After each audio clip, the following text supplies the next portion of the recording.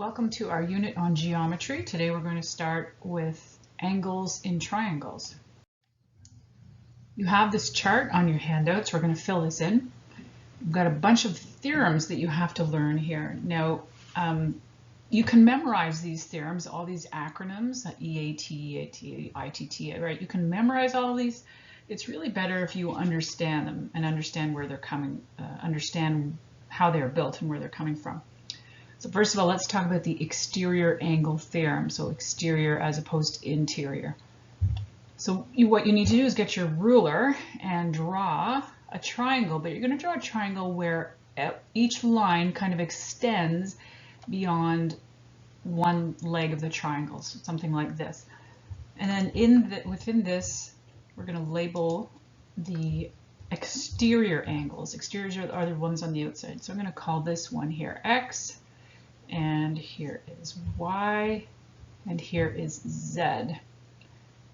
So the exterior angle theorem says that if I get the values of the X and I add that to Y and I add that to Z, I will have 360 degrees. The sum of the exterior angles of a triangle is 360 degrees. So that's the exterior angle theorem part 1. We also have exterior angle theorem part 2, and sometimes you'll see that called as the remote interior angle theorem. You don't have to memorize that title. We're going to draw another triangle, but this time just with one exterior angle. So I'm just going to have one outside angle here. If I call these interior ones, so here's an interior angle, here's A, that's interior, and here's B, that's interior because it's inside. Well, this angle that's out here is going to be equal to the sum of A and B. So I'm not going to use another letter, I'm just going to call that angle out there. This angle right here, if I were to measure that, that would be equal to angle A plus angle B. And over on the right, it says the exterior angle at each vertex of a triangle is equal to the sum of the interior angles at the other two vertices. You don't have to memorize those explanations. Usually the diagram is enough of the description for you, but that's what the part 2 of the exterior angle theorem is. The next one is the isosceles triangle theorem. So let's draw an isosceles triangle. It doesn't have to be perfect. Of course, if it's an isosceles triangle, then we're going to label two sides to be equal to each other like that with hash lines. Exterior angle theorem, and instead of using letters, let's just use a symbol this time. If I put a circle here, well, let's color it in. If I have a closed circle right, oh, I lost my pen. If I have a closed circle right here, then instead of using a letter on the other one, I'm going to draw another closed circle, just like the first one. So these two symbols are supposed to be the same, two closed circles, because they equal the same thing. So if I use a symbol, I can change that. Maybe even if I were to call this one X, this one would also be X. But we don't always use letters. Sometimes we use symbols. Sometimes you'll see maybe a check mark here or here. As long as it's the same, it's telling you they're equal to each other.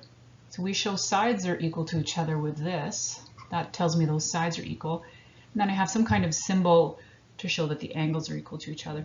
The isosceles triangle theorem says that the angles that are opposite the equal sides of a triangle are equal to each other. Well, I'm going to go over that again because this is a really important one, and we do it does come up a lot, but we kind of miss it sometimes. So across from this side is this angle here. So I'm going to put a open circle. Across from, meaning if I draw a line through this side, the angle that it crosses is the opposite angle. It gets an open circle as well. So the angles opposite the equal sides of a triangle are equal to each other. So not this side up here. That's not opposite one of the isosceles triangle sides. The next one is a supplementary angle theorem. SAT is the short form for that, the acronym. The supplementary angle theorem. So draw this one's not a triangle actually. We're going to draw a straight line. And then I'm just going to draw a line dividing it up. So I'm just kind of separating that straight line. Now if I call this piece here X on the right, If I were to measure this whole angle that I drew in blue there, that whole measurement is 180 degrees, that entire side, which means the piece on the other side of the x, this part right here, would be equal to 180 minus x. So for example, if x were 60, then this side would be 180 minus 60, 120. Let's erase that. We don't know what x is, so I'm going to leave it in x. Supplementary angle theorem says the sum of the angles forming a straight line is 180 degrees. So it has, if you've got a straight line, if you've got any straight line, say even a straight line like this, and I've got a line cutting through it, well, these two pieces here, A and B, they have to add up to 180 degrees if they break up a straight line. The next one is the sum of the angles in a triangle theorem. This one you certainly know from other years. Let's just draw a triangle. The sum of the angles in a triangle, if we've got A,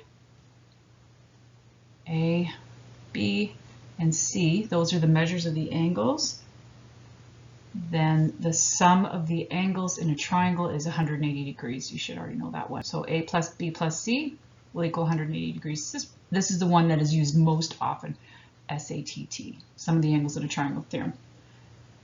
And then the complementary angle theorem comes when we have a 90-degree angle. So if I label 90 degrees with a little box in the corner here, whenever you see a little box in the corner, that means that you have a 90-degree angle.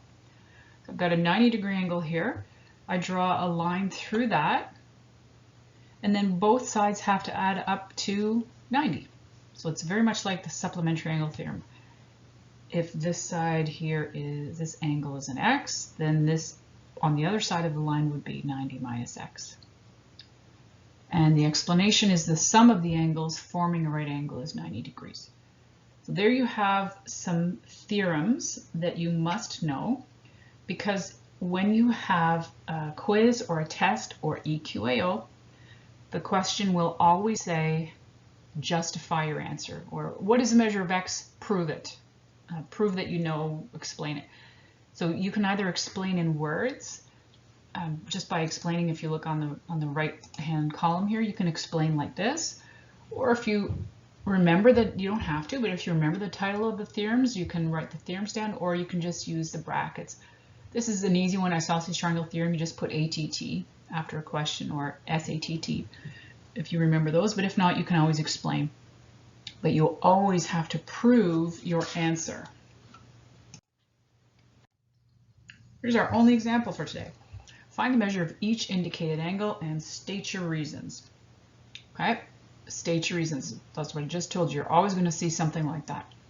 You can't just say x is 10 degrees, the end. You won't get any marks for that, so it's not 10 degrees. So how are we going to find out x? So got to flip back to all of your theorems. And if you were in class, I would take everything somebody has to say. I would throw it on the board. I'd write it down. We're going to write down all the information we can. So first of all, we've got a 90 right here.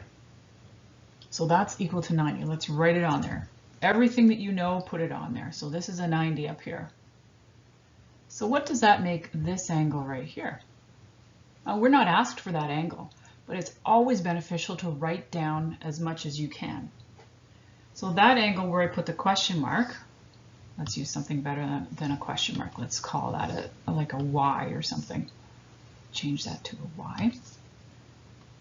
Okay, Y, I can figure out the value of Y because the sum of the angles in a triangle, so if I'm just looking at the triangle right now, they have to add up to 180 degrees. 25 plus Y plus 90 has to equal 180 degrees. And my reason for that, I could write out some explanation, but this is a common one. Sum of the angles in a triangle theorem. That's how I know that one. You could write it out differently. You could write 180 minus 90 minus 25.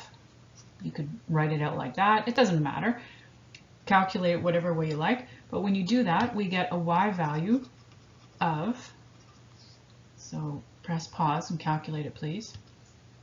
this is back to algebra, and this is pretty straightforward algebra. You should be able to isolate y there. We get y equals 65 degrees. Notice I didn't put degree symbols here. I only need them in my answer. It's like putting centimeters in. We don't really put them in until the answer. So my y is 65 degrees. The question didn't even ask for y. The question asked for x. So now that I know what y is, let me change colors. I can use this theorem. These two, because they're on a straight line, see the straight line right here? And some students will call that the straight line theorem. But that's a supplementary angle theorem. X and y together are 180 degrees, and that's because of, and that's a supplementary angle theorem. Or you could write out they're on a straight line together, something like that, but you do have to state your reasons. I know what y is. X plus 65 equals 180, so I do a little bit of simple algebra here, and I get x equals 115 degrees. That's the only answer. I don't really need y. I don't need to put a box around it because the question didn't ask to state the value of that.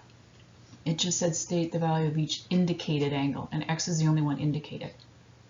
There's another way to do this one, and hopefully some of you who are watching this video that were thinking, oh, I didn't do it that way. Great, there's always more than one way.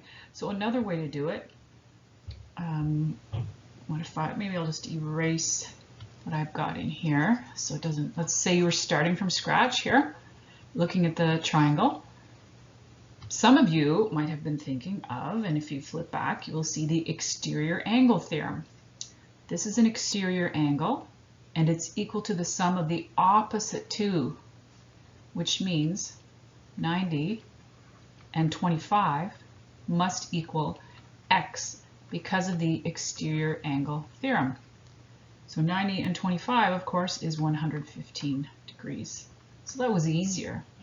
It took less lines of math to get that one, but it's maybe a little harder because it's a newer theorem and it's one that we don't use that often, so you might not remember it. Okay, there's our first example. Example B, again, state the indicated angle. Here is our indicated angle, G. That's the only one we have to solve, but we probably need other ones, and we can get any other ones that we want, but we only have to explain G. So there is a way to find G with just using one theorem, but there's lots of other ways too. So let me show you the one theorem one first. I'll give you a hint. So 74 is an exterior angle, 143 is an exterior angle, and G is an exterior angle. So if you look back to your sheet, the very first one that we had is the exterior angle theorem part 1, and it says that all three of these, G plus 74 plus 143, has to equal what? Is it 180? No, it's 360. It's like a rotation. It's like rotating around a circle. It's like you're getting all the angles all the way around here, and they're going to give you 360 degrees. We're going all the way around. So again, some simple algebra. I can crowded myself out there, but I'll put underneath here exterior angle theorem. That's what I used. So I can add these two numbers up first here. G plus 217 equals 360. So G is 143 degrees. Other ways to do it? For sure, there's other ways to do it. You could go back up. Let me erase all this. You can go back up to your original triangle, and you could calculate each of these little interior angles here. These two, because of the supplementary angle theorem, will add up to 180. So if I just put an A there, A is going to equal 180 minus 74. Oops, 180 minus 74. I could do the same thing here. Here's another straight line. I could do that again. Then I could figure out this angle here, and then I could get G. So there's multiple ways to do it, as long as you get the right answer. Really, probably whatever way you were thinking of is legitimate. Next one, C. C has one indicated angle here, X. So that's what we're going to look for, X. Now we've got these hash lines here. Remember what those hash lines mean. They mean that those two sides are equal. And the important theorem that we have from that is the angles opposite those sides. Let me draw them in here. So I'm going to go right through this line, and the angle that I cross or hit, this one, just put a circle here, is going to equal, I'm going to go through the other one, this one. So they're not equal to 68. They're not equal to this angle. They're equal to each other. Erase that. So we have two dots. Those two dots are equal to each other. And dots are handy when we just need a quick symbol. But let's get some algebra there. Instead of dots, let's call them A's. So there's an A and there's an A. Look at the triangle right here. Forget about the X for a minute. Looking at that triangle, I know those three angles have to add up to 68 degrees. So, sorry, to 180 degrees. So 68 and A equals 180. And that's from the sum of the angles in a triangle theorem. All right, so this is nice because I have two like terms here. 68 plus 2A equals 180. Now we solve the equation and we isolate A. You guys can do all that. Go ahead. Get A equals 56 degrees. So that wasn't even what the question asked for. The question didn't ask for A, it asked for X. X is over here. So what's X?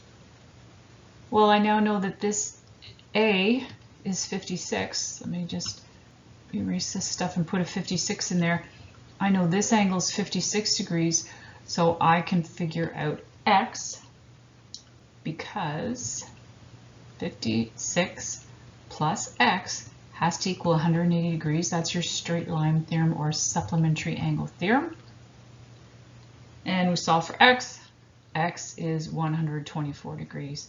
And I did solve for other angles here, but it didn't ask me for those, it just asked me for this one here. So let me put a box around that so my answer is clear. So I show that that's the one that's the only letter that really matters, is X is 124 degrees. Okay, we have one more to go. We've got some interior and exterior angles here. So I would like you to press pause, do D by yourself. I'm going to erase all of this stuff here so that I have room. Do D all by yourself and then press play when you're ready to come back and see how to do it or to check your answer.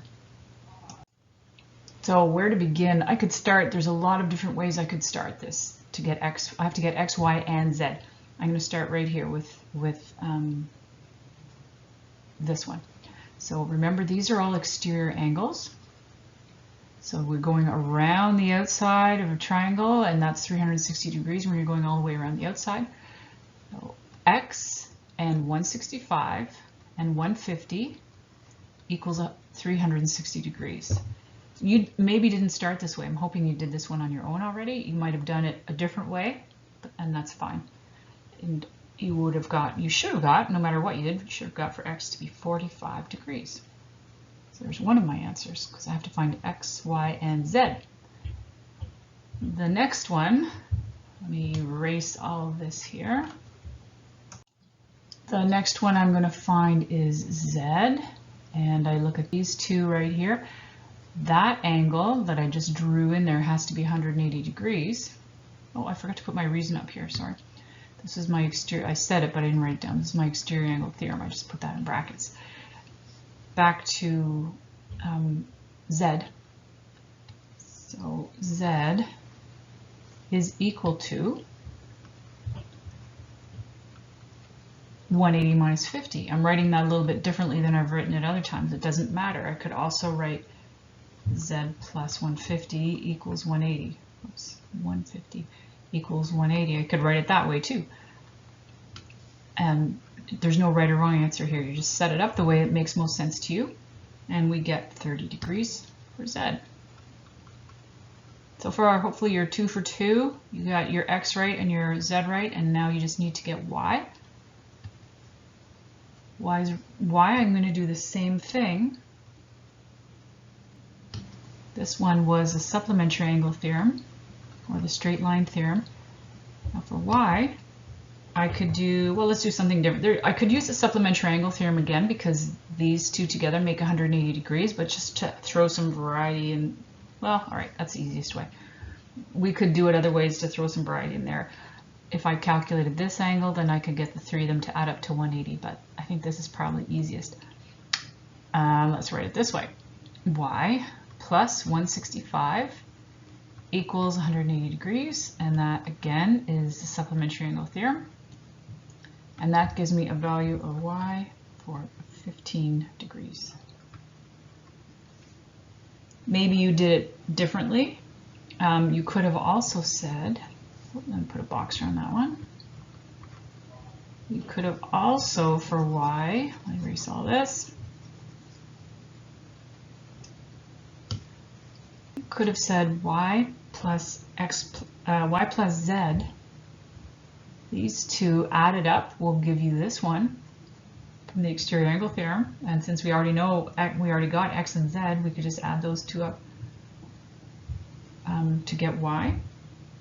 Let's add up y and z, sorry, to get x.